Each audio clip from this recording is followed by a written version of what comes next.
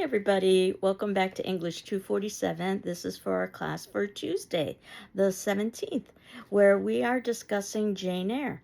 And in terms of paper number one, I have reviewed and returned paper number one, or at least those papers that were submitted to me by the due date, or our target due date, I should say. And I'm working my way through the other papers. As you know, you all have the option of a revision. So just take my comments into account, and if you need further direction, reach out to me and submit in your revision along with the original copy with my commentary on it so that I can compare and contrast, and do that before the ending of our semester.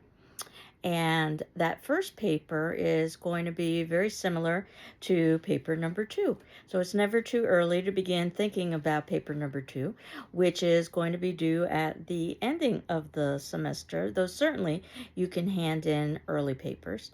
And it'll be the same length, 4 to 5 pages, the same prompt that a text could ruin a girl, though you could create your own prompt as well, as long as you get it approved by me ahead of time. And it would be addressing one of the later texts in the semester, and Jane Eyre might be one of those texts that you decide to discuss. And perhaps Jane Eyre is my favorite text of all of the texts in the semester, though it's difficult to choose one particular text. But Jane Eyre is very different than Persuasion, for instance, or even Frankenstein. We know how male-centric Frankenstein was, and we know how slow-moving Persuasion was, and Jane Eyre is neither. And what we've got is a Gothic romance, and I've always been interested in the world of the Gothic. I even teach a class in Gothic literature. So we've got all of the trappings about the dark secrets and the large looming structures and the possibility of supernatural events. But we also get social and religious commentary. And the text, written under a pseudonym, Currer Bell, probably not surprising because it is the most progressive of the texts that we've dealt with thus far, leading a reviewer, a female reviewer no less, to say that Jane Eyre's author is blamed for the highest moral offense a novel writer can commit, that of making an unworthy character interesting. The book was said to be mischievous and vulgar, pandering to the public taste for illegitimate romance. And Erika Young, a very famous literary and social critic, a feminist, talked about that Jane may be the first heroine in fiction to know she needs her own identity more than she needs marriage. Her determination not to relinquish selfhood for love could well belong to a contemporary heroine. So it is a very modern text in many respects. And Jane, unlike being an observer like Anne Elliot, is an active participant, which is one of the reasons why I think this book moves so quickly, even though it is so long. And I had suggested thinking about it as perhaps 5 different sections would make the book move even more quickly. The Gateshead section, which would be the first 4 chapters, the Lowood section, which would be around chapter 5 through 10, the Thornfield section, which would be around chapters 11 through 27, the Morehouse Marchand chapters, that would be chapters 28 to 35, and the Ferndean chapters, 26 to 38. And this is a long text. I had provided you with a BBC version of adaptation. Of course, an adaptation is just that, an adaptation. And not that you're required to see it. It would take several hours to view it, but you're certainly encouraged to see it. And even with its length, it still leaves out pieces of the text. Hollywood oftentimes focuses on the romance between Jane Eyre and Rochester, and it usually condenses or even omits the other sections. And I think that's a shame because ultimately what we see is we are told in the preface, that conventionality is not morality, and self-righteousness is not religion. So in that first section, the Gateshead section, I had indicated that you want to pay particular attention to names. Gate, the idea that a gate can entrap, but a gate can also be opened and can offer release. In some ways, it's almost like a window that can be closed or opened. I think about Story of an Hour and Kate Chopin. But Gateshead is where we begin our story, which is told by Jane, who is an adult narrator looking back on her youth. So we need to remember that because she sometimes will give commentary as an adult about the events that have occurred to her. And right at the very beginning of the novel, we're told that she's trapped in the house. There's no possibility of a walk that day because of inclement weather.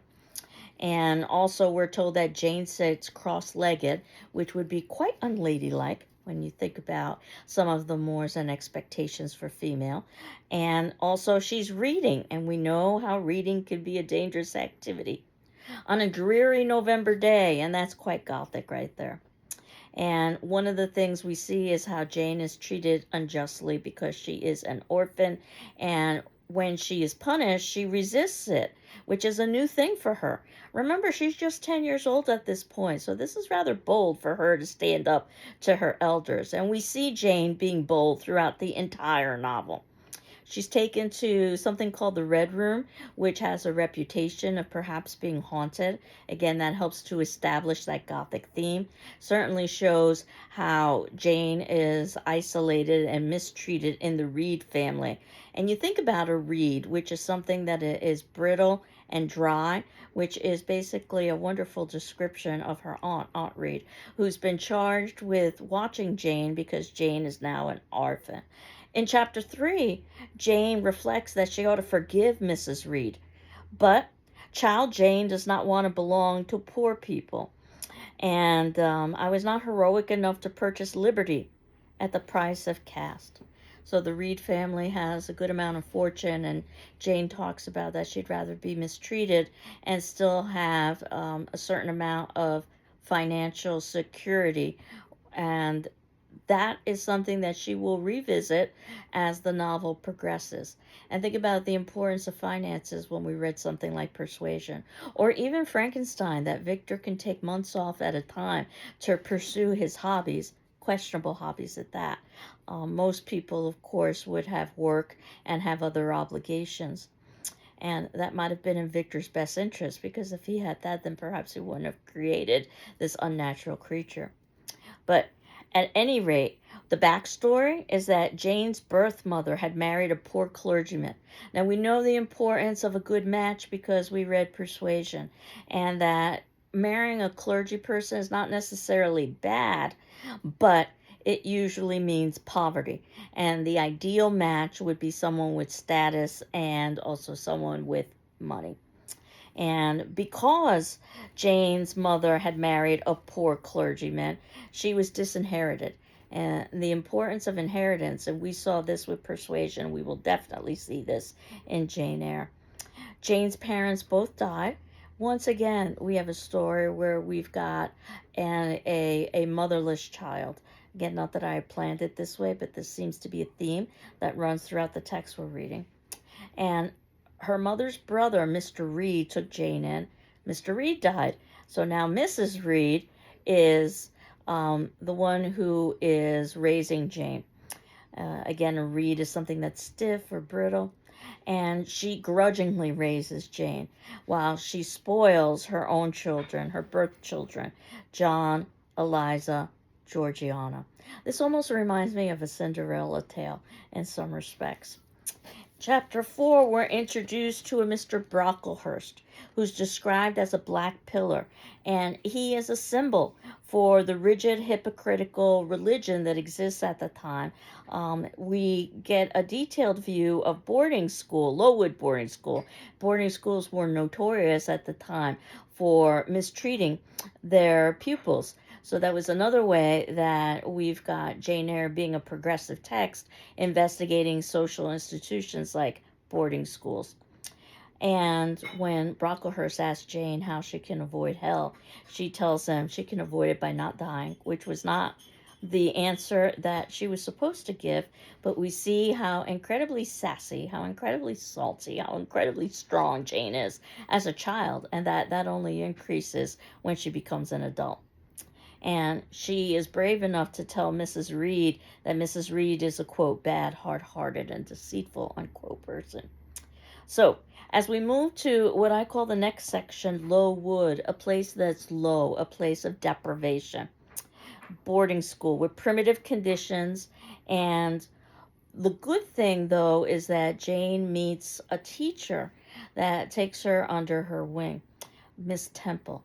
Think about what a temple is. A temple is a place where one can achieve a certain amount of safety. And Jane also meets a friend, Jane Burns, and Jane will indeed burn an impression upon, or I should say, Helen Burns, and Helen Burns will indeed burn an impression upon Jane. Jane in chapter 8 says that if others don't love me, I'd rather die than live, which is something that she revisits and changes her opinion on as the novel progresses, because this is very much a coming of age text. She says she can't bear to be solitary, and of course, one of the things she's going to have to do is just that. Now, in chapter 9, Helen dies of tuberculosis, and I think one of the reasons why Helen dies is because she represents such an extreme of religious conformity. And we know that Persuasion was a book about balance.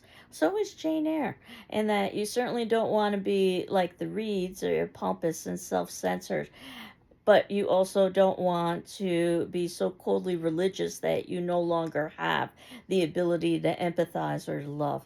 And Helen illustrates what happens when one grasps religion to the expense of not grasping the joys of life, something that Jane is able to do quite well. Helen dies of tuberculosis, which would have been quite common at the time, known as consumption. And a little bit of a factoid here, consumption was oftentimes misdiagnosed for vampirism, which is also a very common theme in the world of the Gothic. But nevertheless, since Helen was so focused on the afterlife, too focused on the afterlife to be able to live in this life, as opposed to Jane, who can embrace the healing power of nature. Think about how we talked about this with Frankenstein, for instance. Jane says the world is pleasant. It would be dreary to be called from it. Chapter 10, improvements are made to Lowood School, and Jane finds a, quote, new servitude, unquote, by boldly advertising for employment as a governess. Miss Temple is now getting married. She will be a Mrs., which means she can no longer retain her profession. And now that Miss Temple isn't there and Helen isn't there, Jane has decided that it's time to move on. One of the few positions that would be available to female at the time period would be teacher or governess. And this is where we enter into the next section, if you will, of the text with Thornfield. And if you think about a field, and that's something that's green and positive and expansive, but thorns, something that can prick or hurt or can, in one way or another, cause pain. And we'll see that Jane experiences both pleasure and pain at Thornfield. It's both positive and negative. The housekeeper is Mrs. Fairfax. She says something that's quite telling about class, that there are only servants there at the house, at the estate. One can't converse with them on terms of equality, she says. So again, class structures are so important, as we saw in Persuasion. And Jane's pupil will be Adele Varennes. And this happens to be Mr. Rochester's ward. Rochester happens to be the master of Thornfield Estate, and we'll get some backstory as to how that occurred later. She could be Rochester's illegitimate child. We don't know, but he feels a sense of responsibility in raising her because her mother is no longer present. And regardless if she's illegitimate or not, he feels that he needs to take some sort of a role, though it's not an emotionally supportive role. That is what he hires the governess to do, and that's Jane's job. And Jane talks about that after she's advertised for a position, which was also bold for a woman at the time period, and starts working at Thornfield. Thornfield becomes a kind of place of entrapment, almost like Gateshead, and that human beings, she says this in chapter 12, must have action. Women are supposed to be very calm generally. But women feel just as men feel. They suffer from too rigid a constraint, too absolute a stagnation.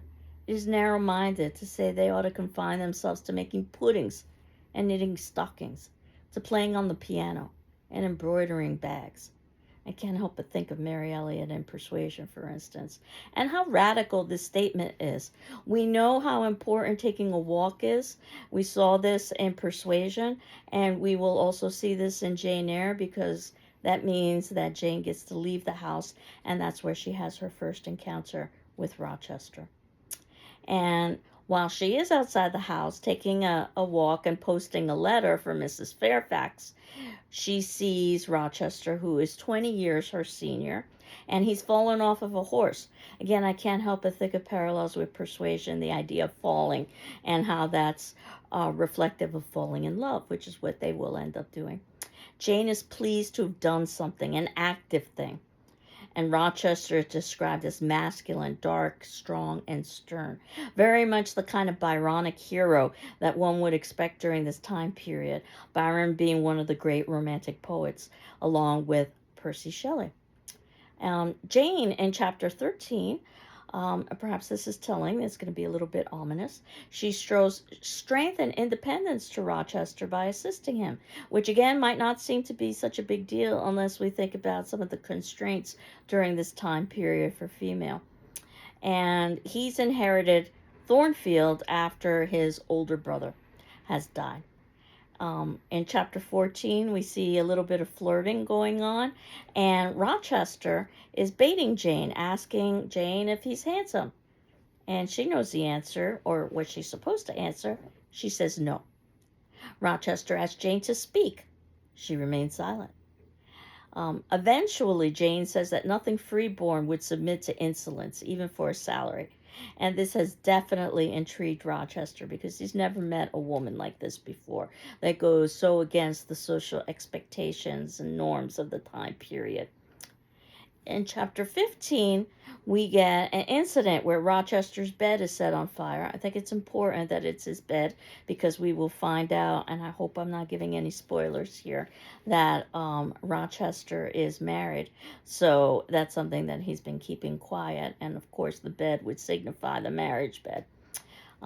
We are uncertain as to who or what has set the fire. Perhaps it could be the servant Grace Poole. We're led to believe initially that there could be the possibility of a haunting in the house, and perhaps that's responsible. Or perhaps we've got a rational explanation, something like a jealous and crude servant like Grace Poole. The big reveal comes later that it happens to be Rochester's wife, who he has put in an attic because of her madness. But in chapter 16, we see how Rochester very unfairly plays with Jane and her emotions. He brings his beautiful, vain, arrogant girlfriend, Miss Blanche Ingram. And the idea is that, from Rochester's perspective, this will make Jane jealous, which it does. And Rochester demands that Jane be in their company and the company of their rich and privileged friends, even though it causes Jane a good amount of pain. Obviously, she is from a very different social class and from a different perspective entirely. Jane, at this point, admits to us as reader and to herself that she's falling in love with Rochester, but she doesn't condemn him for marrying for only interest and connections. And again, this probably makes a lot more sense after we've gone through the world of Persuasion. We have a Mr. Mason who arrives mysteriously from Jamaica. Jamaica is supposed to represent that which is other, that is alien, that is foreign. And one of my favorite pieces in the book is when Rochester takes on the disguise of a gypsy fortune teller to try to fool Jane. And of course, Jane can't be fooled. But what Rochester says to Jane is, and this is in chapter 19, "You're cold because you are alone. No contact strikes the fire from you that is in you. You are sick because the best of feelings, the highest and the sweetest to man, keeps far away from you. You are silly, because suffer as you may not beckon it to approach, nor will you stir one step to meet it where it waits you, says the gypsy woman to Jane. Jane's brow professes to say, I can live alone if self-respect and the circumstances require me to do so. I have an inward treasure born with me which can keep me alive if all extraneous delight should be withheld or offered only at a price I cannot afford to give. And again, this is a very modern idea. So Jane, it turns out that Mr. Mason is attacked. Again, we're not sure what the circumstances are. Could they be supernatural? Could it be Grace Poole? Jane nurses Mr. Mason, and we know from the Cult of True Womanhood how important it is for woman to be nurse and caretaker. And says to Rochester, if anyone you know has suffered and erred, let him look to his equals for strength, or let him look higher than his equals for strength to amend and solace to heal. So even though this is critical of hypocritical religious structures in society, that's a very spiritual text that very much embraces the idea of God, which can be found in the natural world. Again, an idea that we saw in Frankenstein, for instance.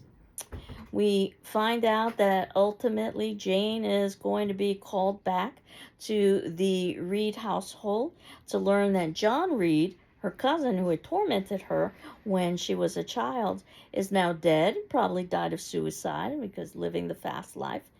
And Georgiana, her other cousin, is a spoiled, arrogant woman looking to marry a rich suitor. I can't help but think of Mary Elliott in Persuasion. And we have the opposite extreme, Eliza, a cold, distant religious woman planning to join a nunnery.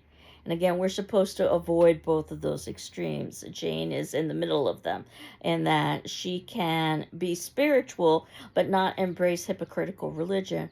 And she can also be vivacious but not necessarily to the point where she doesn't have any depth of character.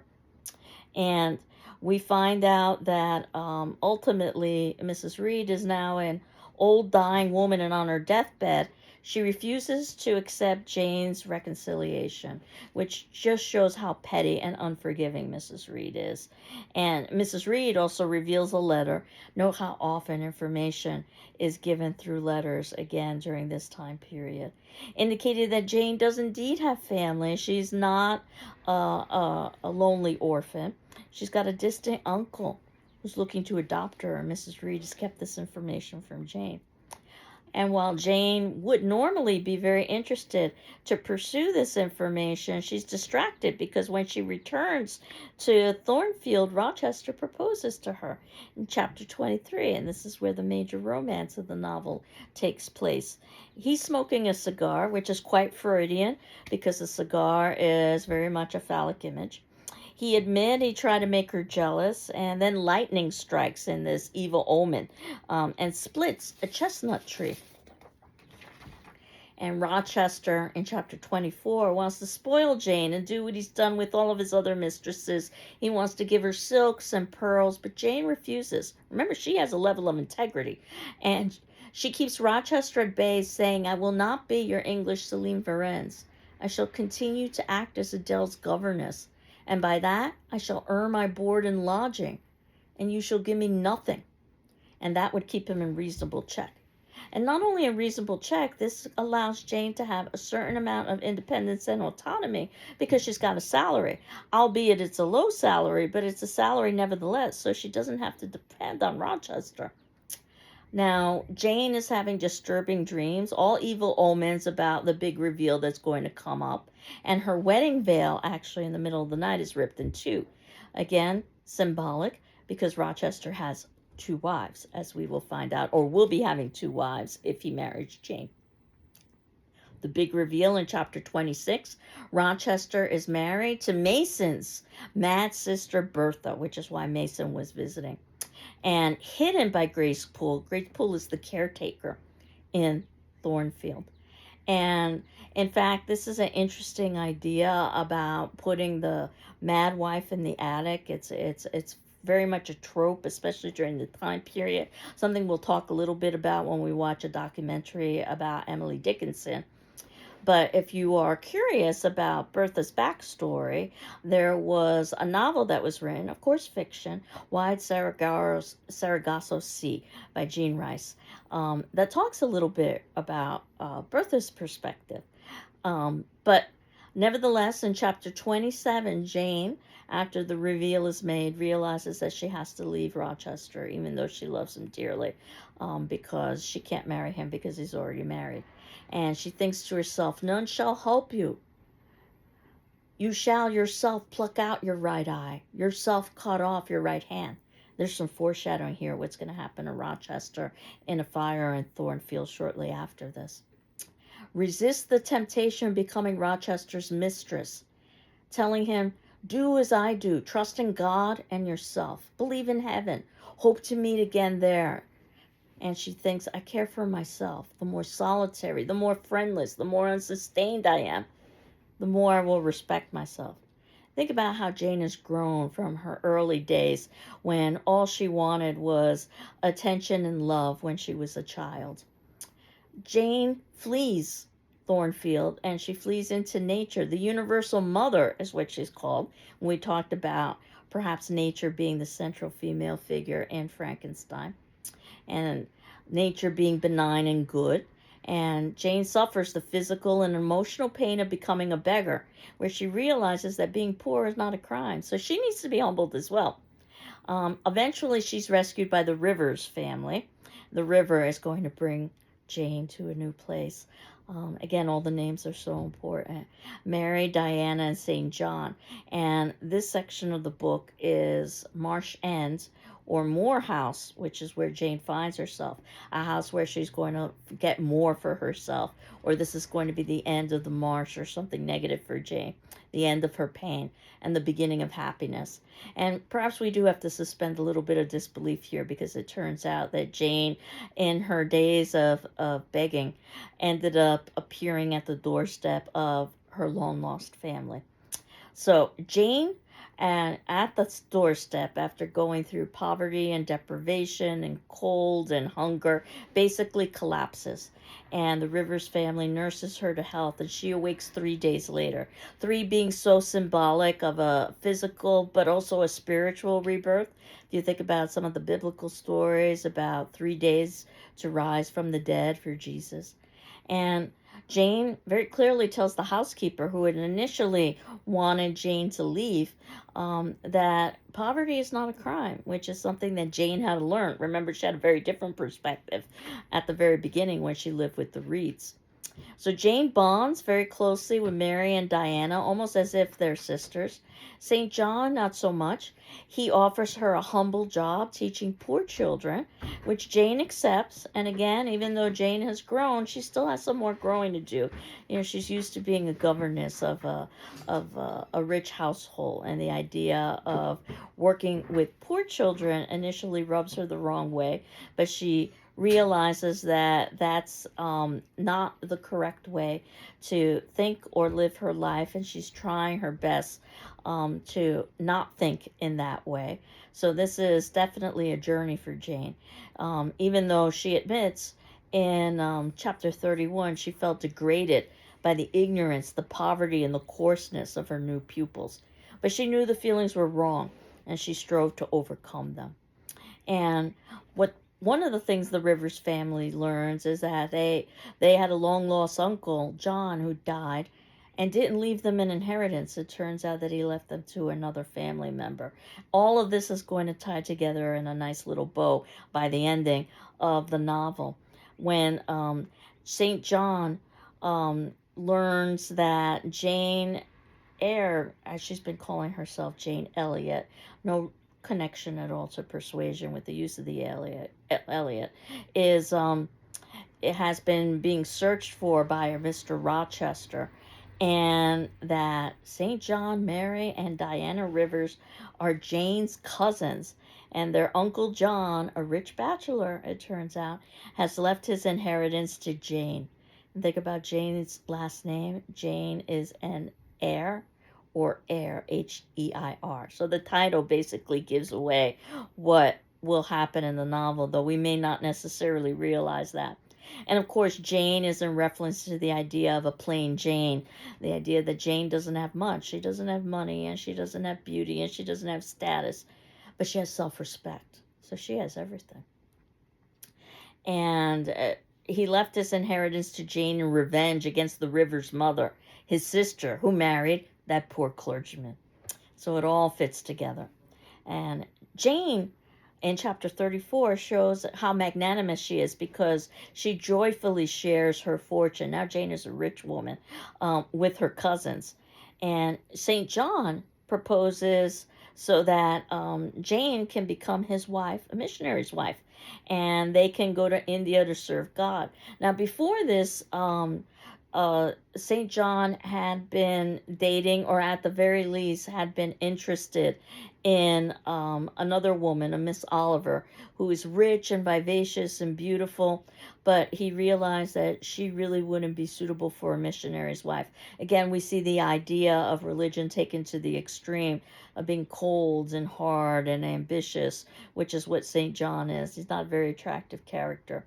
And even though St. John proposes, and it would not have been unusual for cousins to marry, we have talked about this in Persuasion, Jane says no because, quite frankly, she doesn't love him. And the person she still loves, despite everything, is Rochester. If there is going to be any kind of supernatural event outside of some of the omens that occur, for instance, the bad dreams that Jane has, it's going to be in chapter 35, where Jane hears Rochester's voice from the air calling her. It turns out he hears her voice from the air. Chapter 36, Jane returns to Thornfield, which has now been ravaged by fire. It's been destroyed. And Rochester has also been destroyed. He's been maimed and blinded. And the idea of vision and blindness, an old theme that goes all the way back to Greek drama, such as Oedipus the King, where a prophet can be blind, but yet be able to see the truth. Or someone can have physical vision, but not see the truth.